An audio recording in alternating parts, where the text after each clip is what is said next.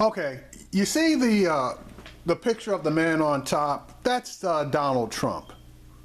And you know a person by the company they keep. Now, underneath them are 8 people.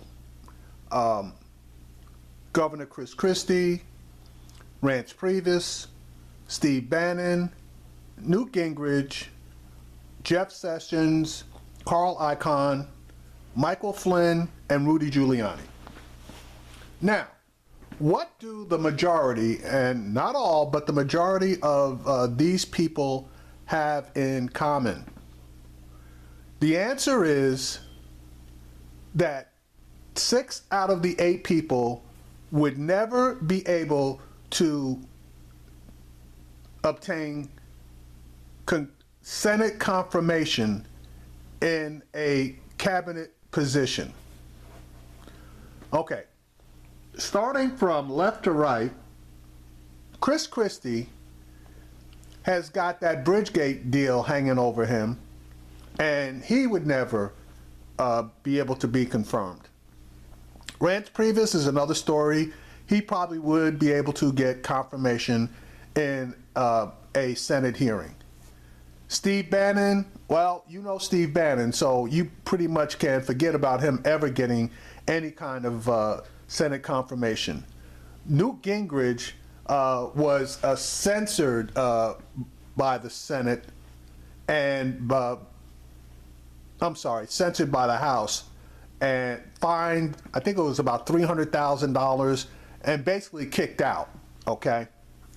Jeff Sessions has already been through a Senate judiciary hearing and he was not able to be confirmed by a Republican Senate for a spot for a judgeship, for a federal judgeship.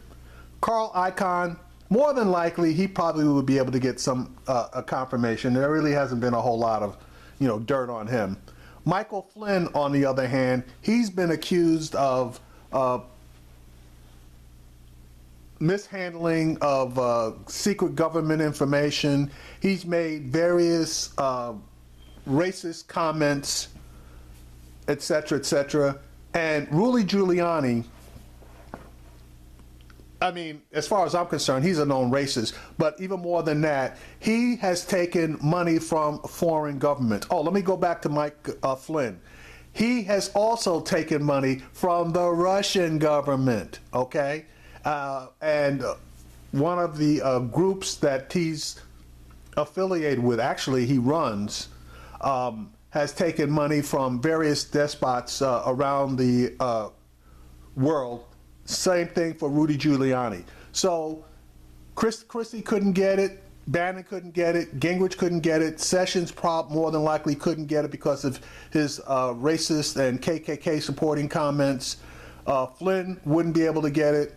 Obama, again, Obama fired him, and Giuliani wouldn't be able to get it. So 6 out of the 8 people that Donald Trump has in the past or is currently considering for individual spots in his cabinet would not be able to send a confirmation. So what is Donald Trump doing? Well, he named Rance Priebus as his chief of staff, which, that in itself is no problem as far as outside issues are concerned. Though he doesn't really have any relationships with the Democratic side, he does have relationships with the Republican side, so that might help to smooth some stuff over.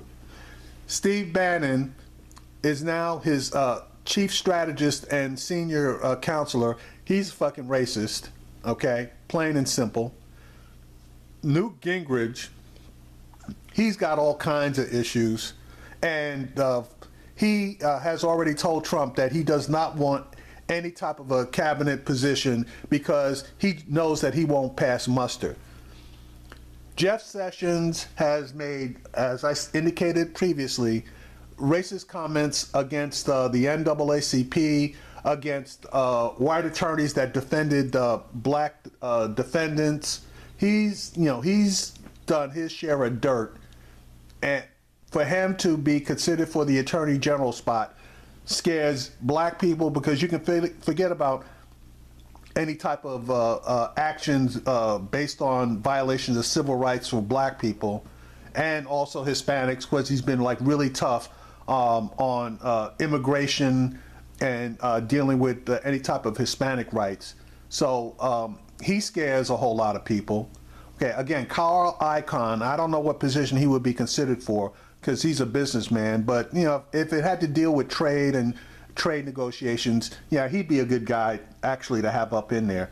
Michael Flynn, again, this guy is bomb him first and ask questions later. Same thing with Rudy Giuliani. So Rudy, looks like Rudy's out because Rudy said the only spot he wants is the Attorney General job. And as we all know, Trump is interviewing everybody and their brother for that particular job. And if it was Rudy's job, you know, he really wouldn't be wasting time interviewing people like Mitt Romney and the female governor of South Carolina, I think Haley, I forget whatever her last name is. And in my opinion, both of those interviews are basically just window dressing. Now,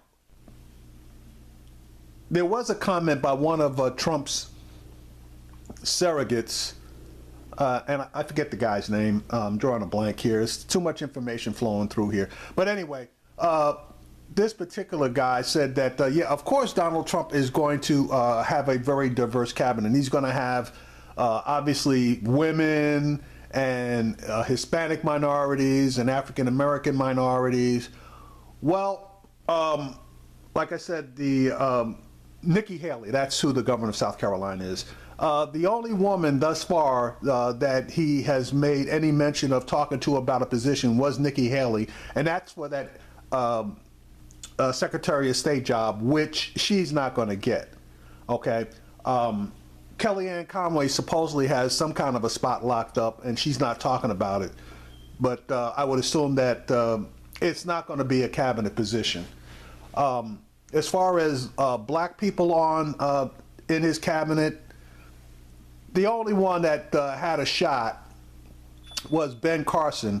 And Ben Carson at least was smart enough to turn down the Health and Human Services position because, in his own words, he had never run a government agency and he didn't feel like he would be qualified, which he wasn't. Now, there is one guy, one black person that actually is involved in Trump's transition team, and that's Ken Blackwell.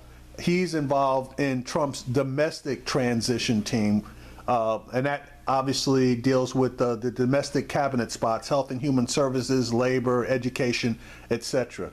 But the overall guy running the transition ship is Mike Pence. So you got one black guy that's up in there. You got one woman, which I guess is Kellyanne Conway, and the rest of the high-level positions and cabinet spots are all going to like old white guys. I'm still looking for that Hispanic or that Muslim, but you know, maybe one of each will turn up somewhere.